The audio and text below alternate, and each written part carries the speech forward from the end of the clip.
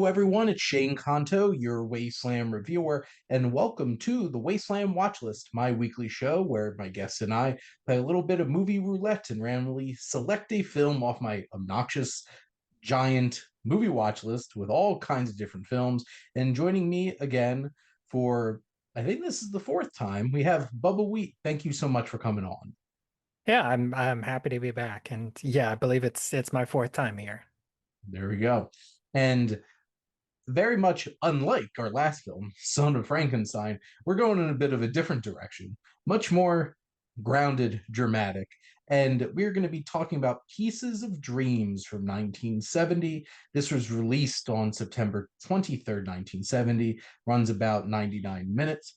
Directed by Daniel Haller, based on The Wine and the Music by William E. Barrett, a 1968 novel.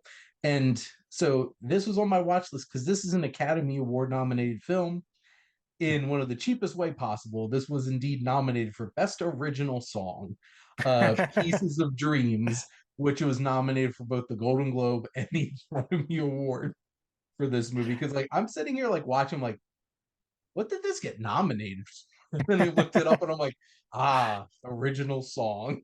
So Yeah, as I was watching the movie, that was going to be one of my first questions is like, how did this make your watch list? this is an Academy Award nominated film because it had a catchy romantic song that popped up in it for sure. But this film is about a young priest, Greg, begins having philosophical differences with the church. He meets a divorced social worker, and despite their differences, begin a sexual relationship. Greg has to decide where the church and Pamela fit into his future. But what are your general thoughts on Pieces of Dreams?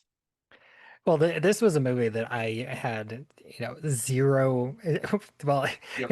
it's funny that I say that because I feel like I could have said that for pretty much all of the movies that I've Mhm. been on your show for that I had no inkling, but at least like the first three. I mean, I think I was aware that Son of Frankenstein existed. Mhm. Um, but like Cries and Whispers, I mean that's a Bergman film, so Yeah. like that was clear, and Badlands was Terrence Malick's first film, so that makes sense. But like watching this one, it really just felt like kind of a slice of life Mhm. film, and it's those are kind of hit and miss. I think some of them I do enjoy just watching a slower paced movie. But I don't know.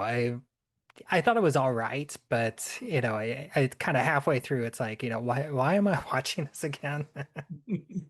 Honestly, this gave me a lot of like TV movie kind of vibes after a while. And like probably the biggest thing that stuck out to me was I had a double take when this movie started. I'm like, is that Robert Forster? Because I'm a huge fan of his from Jackie Brown, The Descendants, his work in with both Breaking Bad and Better Call Saul in like a pretty small but pivotal role. And I had never seen him young. And I'm like, my God, he was a handsome, clean cut young man. And like he still had that like timber in his voice, but not like an older guy kind of timber by the time like I've seen him in things. So like that was probably the biggest thing where like, oh my God, I love Robert Forster. But so much of this film to me, it's like it has potential big ideas. Like this is about a priest struggling with his faith and does he want to commit to this? And I don't know. I don't think this film ever dug deep enough for me for this to be really that interesting. Obviously, it explores these themes very directly, very clearly. There's not a lot of subtlety in terms of like how this film is navigating its source material. I do really like Robert Forster in it. Lauren Hutton, I didn't 100% buy all the time in her Yeah, I mean, performance. her character was kind of weird because she's a rich social worker. It's like she has this generational wealth, and so she lives Mhm. in this very nice house Hmm. that she apparently owns and lives there by herself, but then she's a social worker. So it's kind of like, she's working not because she has to, but because she wants to. So it's kind of like that big heart. So in a way, Hmm. like that does make it, you know, makes sense why a young priest would be attracted to her because, Hmm. they're both kind of doing what they think is right. And Hmm. I did like, especially in the beginning, that Greg felt like a very progressive character. Hmm. He's a priest, but some of the things that he's talking about, he isn't 100% opposed to an abortion. Like he Hmm. wouldn't give the advice himself to the young woman, Estelle, I believe it was, to get an abortion herself. But he's not going to say, if this social worker gives her that advice, he's not going to say, no, you're a murderer. Hmm. Well, and especially for a film that came out 55 years ago at this point, like if a priest said that, like Catholic priest said that today, you'd still get a lot of like bad looks at them from a lot of people. So that was an interesting aspect. And I think that was really at the core of a lot of his motivations. It's like, you're wrong on some of these things. Like, Hmm. and you had like that very direct display of that towards the end of the film where it's like, hey, like, this is why I don't want to do this anymore. It's just like, I think you guys are wrong on some things. And that was one of my biggest things. Like, why does a priest have to be celibate to like care about God and stuff like that? And it's like that never really made sense to me because like I'm a confirmed Roman Catholic. I grew up Italian American, Roman Catholic in New Jersey. And so like Catholic guilt, big thing. And a lot of these things resonate. I'm like, yeah, I'm like sitting back and like, why do a lot of these things matter to you so much? And that's really like the big message of the film is like this is a younger man that's, confronting these kinds of things and especially at a time where in the like this is that period of counterculture. Like this is 1970, this is coming out of the 60s. And it's interesting that a film that primarily feels like a romance a lot of the time. And Hmm. like and it really leans in that romance feel when it does. Like it has like that dreamlike kind of like montage on vacation. You throw in like the Academy Award nominated original song with it, and it's just like, wow, this feels really cheesy. And then in the next breath, it's trying to confront uh centuries of uh Catholic doctrine, and it's just like, well, wait a minute.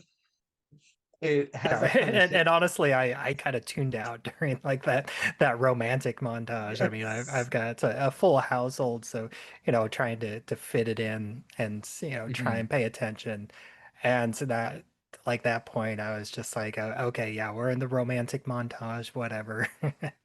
Well, I definitely enjoyed the other bits, like with mhm. the moments of hypocrisy, like the old father coming in to just like drunk out of his mind Yes. and Yes. Greg is just like it's and like the other father is like I brought him in so that nobody sees him like this and Greg's just like yeah I get it um and the father's like you should probably take over his 8 o'clock sermon and Greg's like no he'll like I've seen him like this he'll put it together he's not gonna miss his sermon. Which like that scene was so important to me, my experience to watching this film, because it's just like you're giving this guy so much stuff about him questioning things and like he's in the wrong. Why are you abandoning the church? And like you get shit faced and sloppy all the time as a priest, but then you go up on that pulpit and act like you're all pious and everything. I'm just like, come on, man. And those like the those dramatic elements of him confronting his faith and everything are definitely the much stronger elements of this film.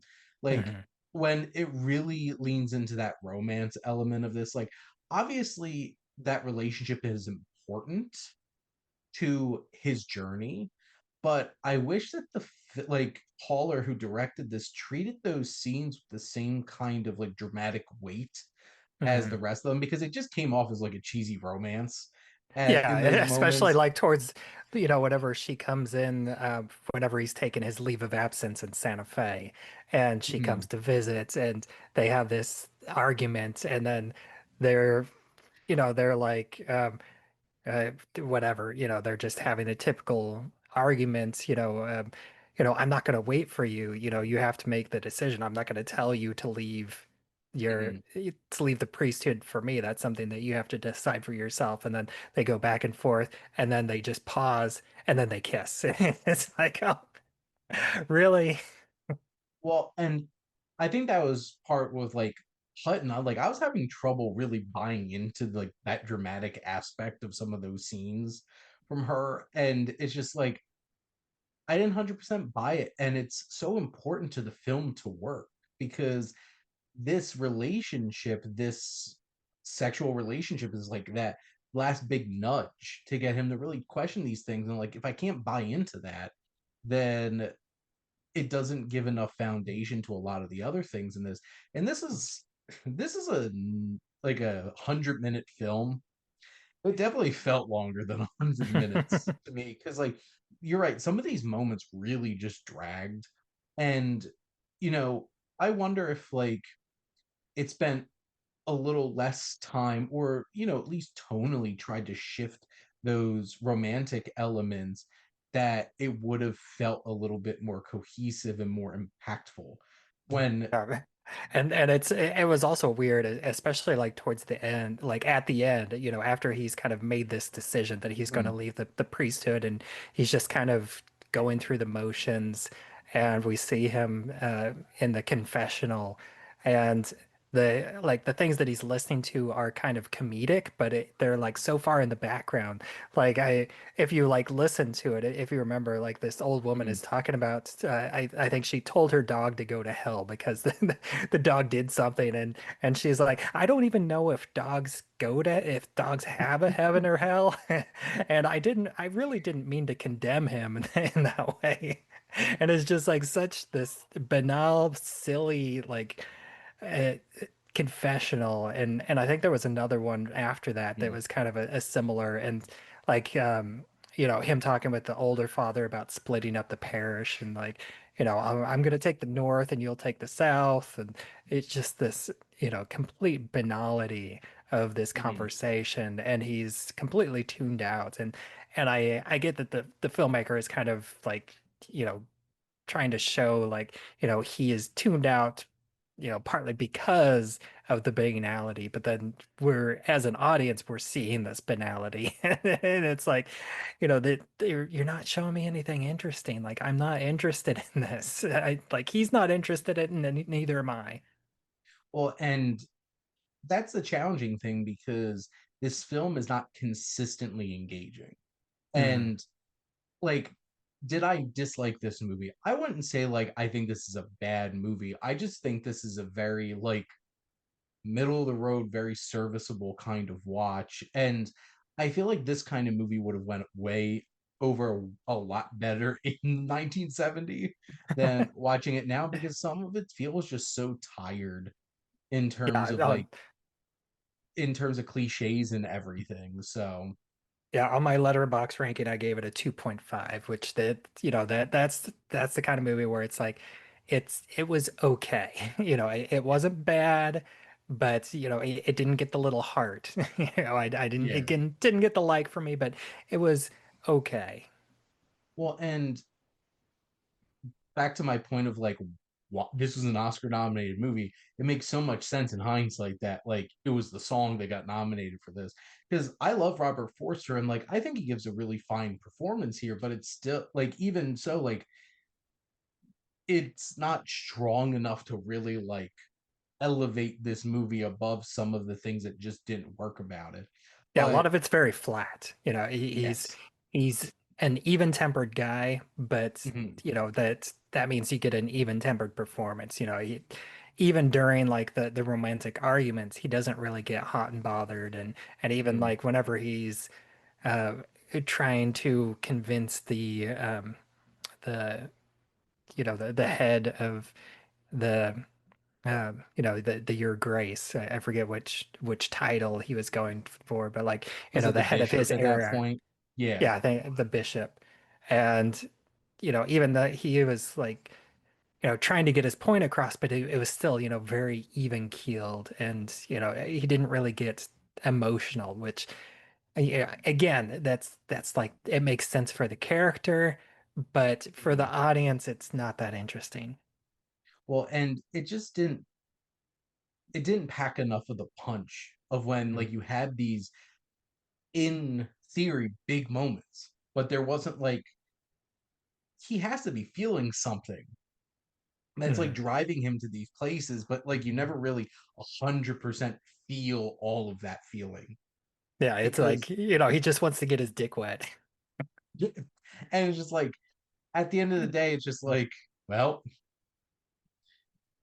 it's like, well, you haven't had sex in this long. And it's just like, well, sorry, I don't want to be a priest anymore. And like, there's so much more to this because he is that kind of progressive character, but like, I don't know, it undermines it that so much of this movie's about this romance. It's like you have legitimate like concerns about the perspective of the church, and then it really comes down to like, well, this social worker really got me though.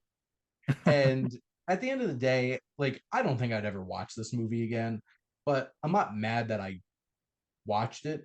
I Yeah, didn't think. even like the whole beginning part, the fact that, the fact that he is kind of taken upon himself to kind of ingratiate himself with the Hispanic community of Albuquerque, and like, really take it upon himself to understand them and minister to them specifically, and like through the troubled youth, and then you have the boy that died in the beginning, and then he left a pregnant girl that was like 15, I think, and she ends up having a miscarriage. And like all that stuff was really interesting. And if the movie had been more of that and gone through kind of that thread, I think I would have enjoyed it a lot more. Yeah, I think at the end of the day, this had a lot of potential with the overall idea of him being disenfranchised with the church. But it being a 1970 movie, it felt the need to like make it about the romance. Hmm. And that was the least interesting part of the movie by far. So, and it took up way too much time of it. But I guess, do you have any other thoughts that you wanted to throw out about Pieces of Dreams? No, I don't think so. I mean, I'm like you. I'm not mad that I watched it, but I'm definitely not going to be looking this up again anytime soon, or Yep. probably not ever. Yeah, I'm under the probably unless like for some odd reason somebody wanted to watch this with me, I'm probably never gonna watch this again. But it does make me want to go seek out other younger Robert Forster performances because I didn't think he existed before Jackie Brown when he was like 50 something years old. So, Like but if I want to watch a priest questioning his face, I'll watch The Exorcist. yes.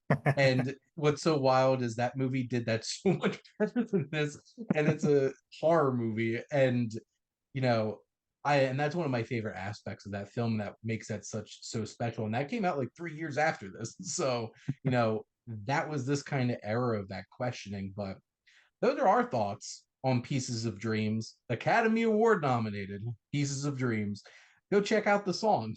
It's nominated for an Oscar. But we thank you so much, as always, for coming on Chat Movies with me. Absolutely. And thank all of you for listening. Make sure to like, comment, share on this episode. What's your favorite film that has a priest questioning his faith? Is it Saturday Night Fever? Is it The Exorcist First Reformed? There's a lot of them to explore. And what's your favorite Robert Forster performance? Mine's always going to be The Descendants. I love him in that movie as a cantankerous father in law to George Clooney. But make sure to follow or subscribe wherever you listen to your podcast. If you want to become part of the crew, whether you're a guest on one of the shows like this one, or if you want to start your own podcast, reach out. And there's plenty of different types of shows that we have. almost to the point where I'm having trouble keeping up with all of them, but a wide range of very interesting shows. And if you like our logo, check out HiFlyer Creative for all your digital marketing needs. But most importantly, thank you as always for tuning in and supporting the Wasteland Watchlist here on the SPM Crew Podcasting Network.